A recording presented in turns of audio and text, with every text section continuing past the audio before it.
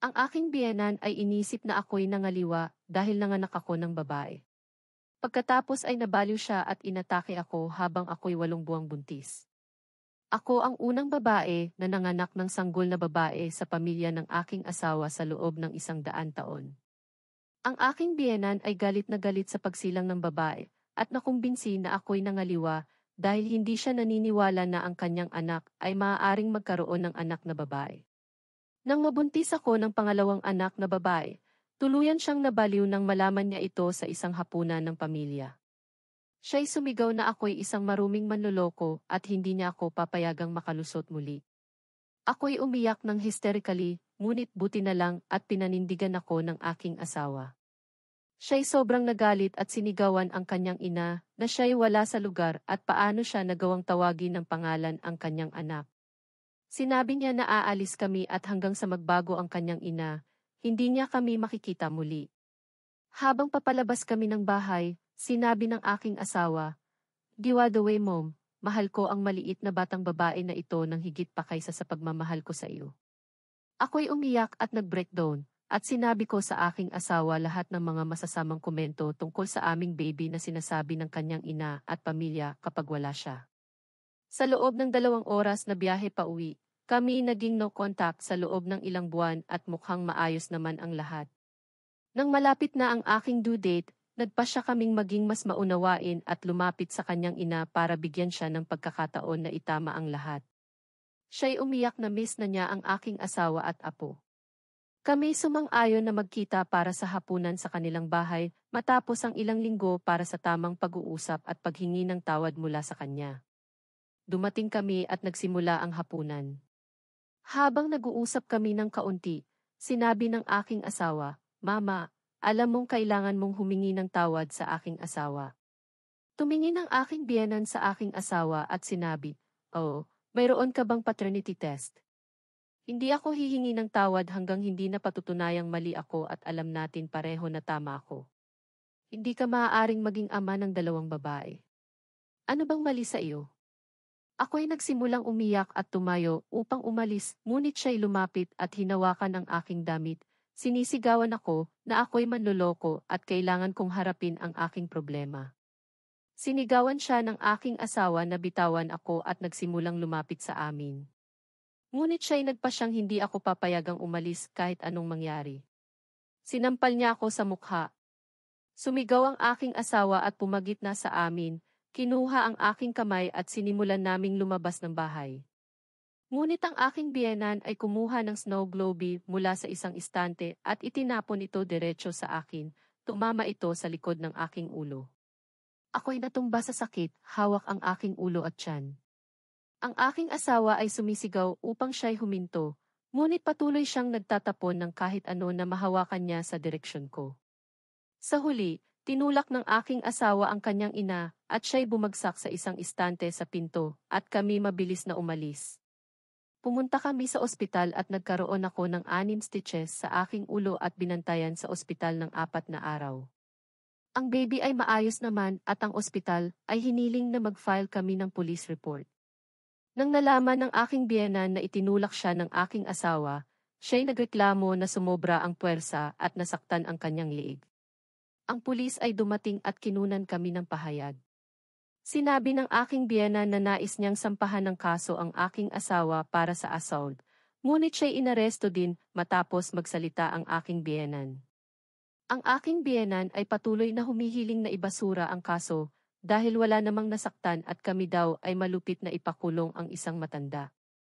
Kami ngayon ay nasa bahay, naghihintay ng pagdating ng aming pangalawang anak. Ako'y nasa mahigpit na bed rest at ang aking asawa ay nag-leave sa trabaho upang alagaan ako at ang aming unang anak. Update. Pagkalipas ng ilang araw, ang aking asawa ay lalong nalungkot. Sinimulan niyang isipin ang pagpapaliit ng mga aksyon ng kanyang ina at sinasabi na ito'y dahil sa katandaan.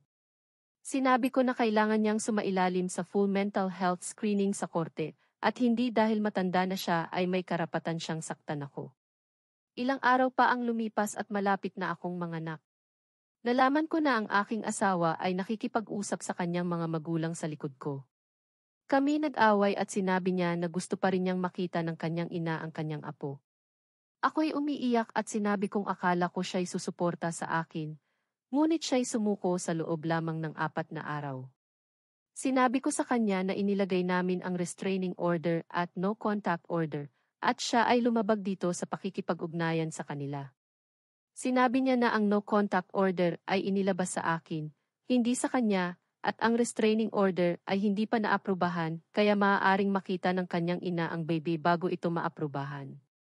Hindi ako makapaniwala na papayagan niyang lumapit sa akin ang kanyang ina pagkatapos ng ginawa niya. Nanganak ako sa ospital at habang nasa gitna ng labor, tinanong ako ng aking asawa kung kailan maaari naming gawin ang paternity test. Ako'y tumigil sa gitna ng pag-push at sinigawan siya, "Ano bang pinagsasabi mo?" Ang nurse ay tahimik, tumitingin sa akin at sa aking asawa. Sinabi ng doktor na hindi ito ang tamang lugar para sa mga personal na issue at dapat kaming mag-focus sa baby at sa ina. Ako'y sobrang lungkot at hindi mapigilan ang pag-iyak. Hindi ko pinayagan ang aking asawa na hawakan ng aming anak. Umalis siya at nang bumalik, sinabi niyang gusto ng kanyang ina ng mga larawan ng baby. Kinuha niya ang kanyang telepono at sinampal ko ito sa kanyang kamay. Siya'y nagalit at umalis. Ang aking kapatid na babae ang nag-pick up sa amin mula sa ospital at dinala kami pauwi. Sa aming estado, kailangan naming dalhin ang baby pabalik sa ospital para sa mga test at check-up. Kami pumunta rin sa isang klinika para sa paternity test. Ang mga araw sa bahay ay naging mahirap. Hindi ko kayang tingnan ang aking asawa. Nakalipas ang 3 araw at nakuha namin ang resulta ng paternity test, siya ang ama. Siya'y umiyak at sinabi na hindi niya kailanman pinagdudahan ito.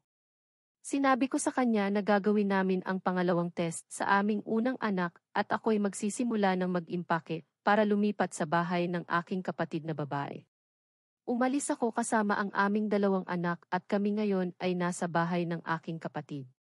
Patuloy siyang tumatawag sa akin at gusto niyang bumalik ako, ngunit hindi ko kayang tingnan siya ng pareho. Ang lahat ng pagmamahal ko sa kanya ay parang nawala at ako'y sobrang galit. Update 2. Kami opisyal nang nag-divorce ng 22 buwan. Ang aking biyenan ay patuloy na nagpo-post sa Facebook tungkol sa kalayaan ng kanyang anak mula sa isang toxic na kasal at sa kalungkutan niya dahil hindi niya makita ang kanyang mga apo.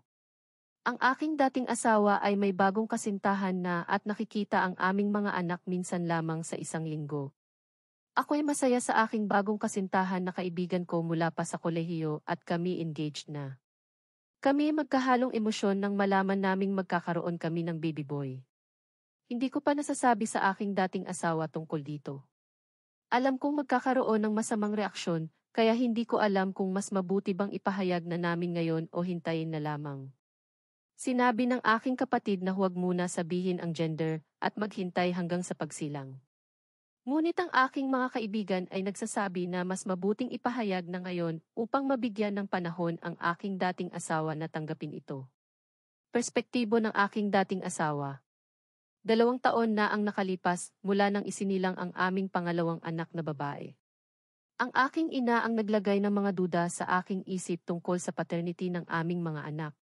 Noong una, maganda ang relasyon ng aking mga magulang at ng aking dating asawa. Ngunit nang malapit na kaming manganak ng aming pangalawang anak na babae, sinabi ng aking asawa na matagal na siyang pinaparatangan ng aking ina na siya'y nangaliwa. Ako'y naging mapanibugho at nagduda sa aking asawa. Iniwan ko siya at nagpunta sa bahay ng aking mga magulang pagkatapos ng isang matinding away. Alam kong ito'y isang malaking pagkakamali at nagresulta sa aming paghihiwalay. Ang aking asawa ay nagpumilit na gawin ang paternity test upang patunayan na siya'y tapat. Nang makuha namin ang resulta, sinabi ng aking asawa na hindi na niya ako tinitingnan ng pareho at nawala ang kanyang pagmamahal sa akin. Bagong yugto ng buhay. Ngayon, ang aking dating asawa ay engaged na at masaya kasama ang kanyang bagong kasintahan. Kami magkaayos na sa pag-aalaga ng aming mga anak. Ngunit nang malaman kong siya'y buntis at magkakaroon ng baby boy, ako'y naguluhan.